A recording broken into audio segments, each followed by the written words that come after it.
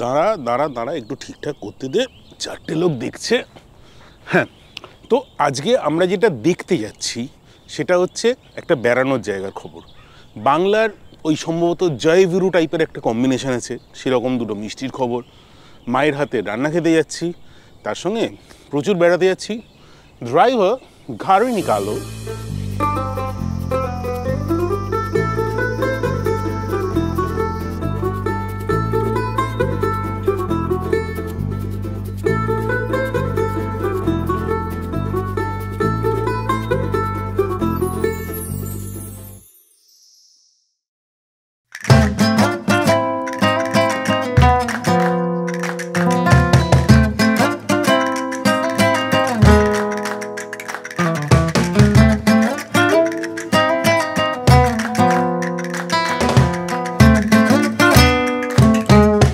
কৃষ্ণনগরে আছি।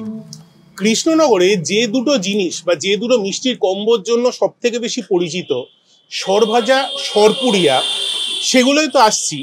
কিন্তু তাছাড়াও দুটো খুব মজার জিনিস আছে। একটা হচ্ছে কেশরী ভোগ, আর একখানা হচ্ছে ক্ষীরের সিঙ্গারা। আমরা এই মুহূর্তে আছি শ্রীগোপাল মিষ্টান্ন ভান্ডারে, প্রায় 100 বছরের দোকান। মিষ্টিগুলো দিন। কেশরী ভোগ যে জিনিসটা, সেটা হচ্ছে একটা খুব নরম রসগোল্লা। প্রথমে দুধের নালি যেটা বলে বা দুধের নলি, ঘন দুধ, তার মধ্যে চোবানো হয় এবং শেষকালে খোয়া ক্ষীর দিয়ে র্যাপ করা হয় বা কোটিং দেওয়া হয়। হাতে তোলা খুব মুশকিল। আমি এটা খাই, ক্ষীরের এই সিঙ্গারাগুলো শেষ করি। আপনারা ততক্ষণে শ্রীগোপাল মিষ্টান্ন ভান্ডারের গল্পটা দোকানে কর্ণধারের থেকে শুনে আসুন।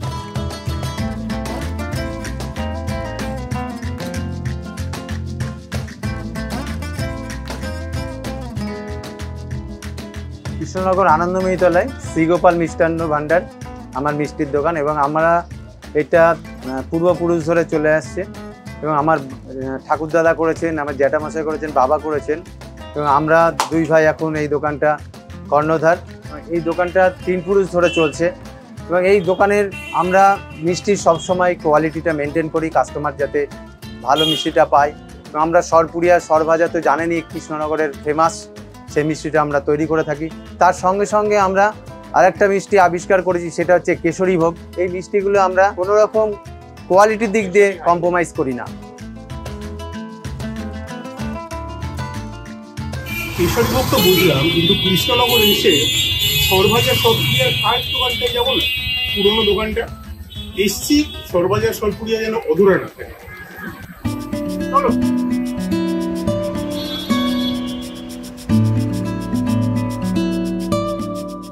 খানিকক্ষণ আগে দুটো মিষ্টির কথা বলছিলাম না, সরভাজা, সরপুরিয়া, 5 বছর পিছিয়ে যাই টাইম মেশিনে করে। শ্রীকুমার দাস বলে এক ভদ্রলোক ছিলেন, না এ গল্পটা পরে বলি, বরঞ্চ শ্রী চৈতন্য দেবের গল্প বলি। তিনি যে 3টি মিষ্টি পছন্দ করতেন তার মধ্যে অন্যতম ছিল এই স্বরের মিষ্টিগুলো, সরভাজা, সরপুরিয়া। ইনফ্যাক্ট অদ্বৈত মহারাজ তাকে এগুলো দিয়েও ছিলেন। আরেকটা গল্প আছে ইন্টারেস্টিং, যেটা বলছিলাম শ্রীকুমার দাসের গল্প। রূপকথায় বলে তিনি এই সরভাজা, সরপুরিয়াটা তৈরি করেছিলেন। দোকান ছিল না, মাথায় করে করে ঘুরে ঘুরে বিক্রি করা হতো। তার ছেলে অধরচন্দ্র দাস 1902 সালে এই দোকানগুলো তৈরি করেন। কৃষ্ণনগরে গুগল লোকেশন দিয়ে দিচ্ছি, 2-3টি দোকান আছে। কোনো এক অজ্ঞাত কারণে লোকালরা এই দোকানটি বেশি পছন্দ করে। আচ্ছা, একটা জিনিস বলে রাখি, আমার না বরাবরের একটা জীবনের প্রশ্ন ছিল, সরভাজাটা কি আর সরপুরিয়াটা কি। সরপুরিয়ায় আসি।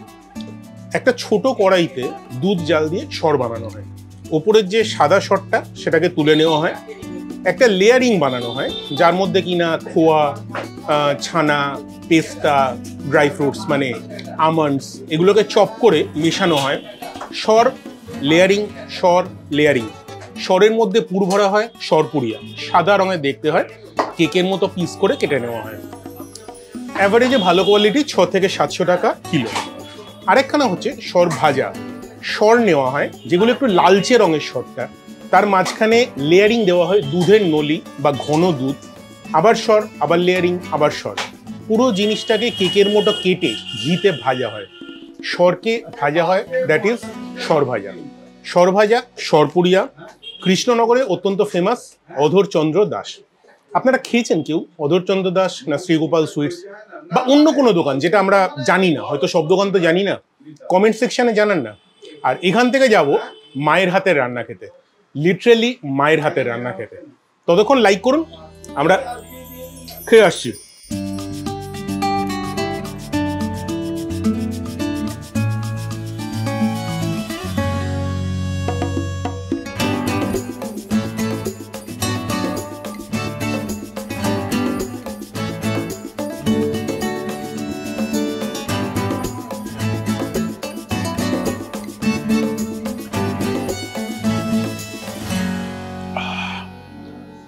ব্যাপারটা বুঝলেন?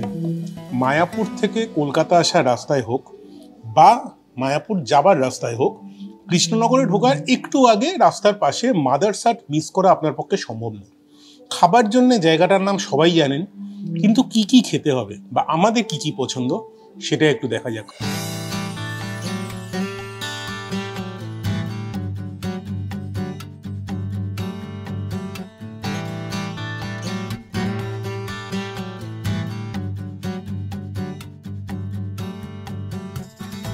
জাস্ট 9-10 বছর আগে শুরু করে আজকে যে জায়গায় প্রায় 11-12 হাজার স্কোয়ার ফিটের একটা খাবার জায়গার স্বপ্ন দেখা হচ্ছে, যেখানে মহিলারা এক্সকারশনে যাচ্ছেন, ফ্লাইটে করে আসছেন, কোনো এক শীততাপ নিয়ন্ত্রিত কোনো এক এসি ট্রেনের উচ্চ শ্রেণীর কম্পার্টমেন্টে করে নিজের সংসার নিজে চালাচ্ছেন, সেই গল্পটা হচ্ছে মাদার্স হাটের গল্প।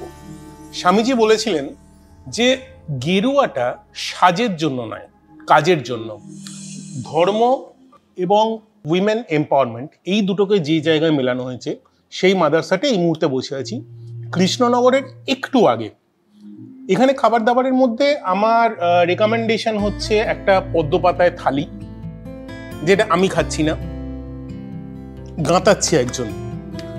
আপনারা কারুকে বলবেন না, পুরো থালিটা কিন্তু একা নামিয়ে দিয়েছিল, বলবেন না কারুকে, হ্যাঁ?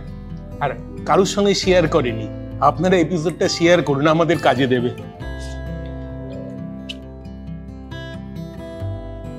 আমি খাচ্ছি পোলাও আর চাম্পারান মিট। খাবারের স্বাদ ভালো, সে নিয়ে কোনো কথা নেই। ইনফ্যাক্ট ঘরোয়া খাবারের স্বাদ। চাম্পারান মিট খুব সুন্দর যেমন হয়, বাসন্তী পোলাও বেশ ভালো, দাম কোয়াইট রিজনেবল। আপনারা একটা প্রশ্ন করতে পারেন, হঠাৎ তার মধ্যে একটা পিৎজা কি করছে? পিৎজাটা সিম্বলিক শট। যখন এই জায়গাটা শুরু হয়েছিল না, তখন শুধুমাত্র south Indian dish, pizza, lassi এইসব পাওয়া যেত। দুজন শুরু করেছিলেন, স্যালারি তো দূরের কথা, তাদের যাওয়া আসার ভাড়াটাও দেওয়া হতো না। আজকে তারা কিন্তু 5 ফিগারের উপরের দিকে প্রতি মাসে ঘরে নিয়ে যান। আমি খাবার দাবার শেষ করি, আপনারা একটু জায়গাটা ঘুরে আসুন।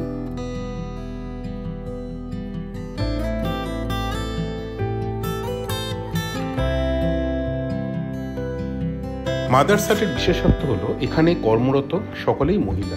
এই মহিলাদের আত্মস্বনির্ভর করার লক্ষ্যেই এই মাদার্স হাটের সৃষ্টি। কয়েকটি বিশেষত্ব আছে এখানকার সমস্ত খাবারের আইটেম মহিলারা নিজে তৈরি করেন। একটি ডেয়ারি ফার্ম আছে যেটা কোভিড-19 সময় তৈরি হয়েছিল একটি মাত্র গরুকে দিয়ে। আজকে প্রায় 11-12টি গরু আছে। আনন্দ প্রাঙ্গণ ঠিক ঢোকার মুখে পড়ে মাদার্স হাটের সব থেকে দৃষ্টি আকর্ষণকারী জায়গা। আনন্দ প্রাঙ্গণ থেকে মেয়েরা নিজের হাতে বানানো বিভিন্ন শিল্পের নমুনা বিক্রয় করার সুবিধা পায়। কিনে দেখতে পারেন, ব্যাপারটা মন্দ না।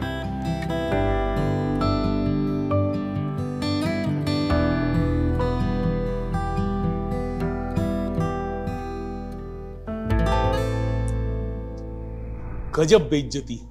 মাদার্স হাটে এই রঙ্গোলি চিজ কেক আজকে মায়ের ভোগে চলে গেল। আমার এডিটার, আমাদের রিল কুমারী পুরো জিনিসটা গাঁতিয়ে খাচ্ছে। হাম ভি দেখ লেঙ্গে। আমার সোনার বাংলা, দেখা হচ্ছে, দাঁড়ান।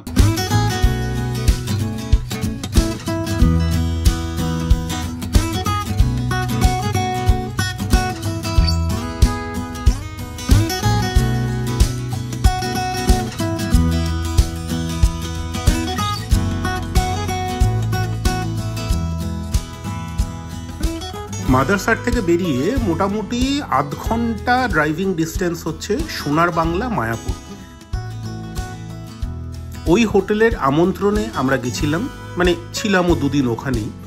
হোটেলটা খুব সুন্দর।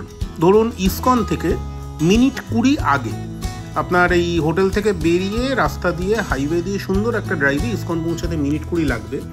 যারা একটু প্রিমিয়াম লোকেশানে থাকতে চান, একটু সেক্লুডেড আরাম করে বা কম হইহল্লার মধ্যে থাকতে চান, তাদের জন্য সোনার Bangla Mayapur is a very good option. রুমে ঢুকলাম,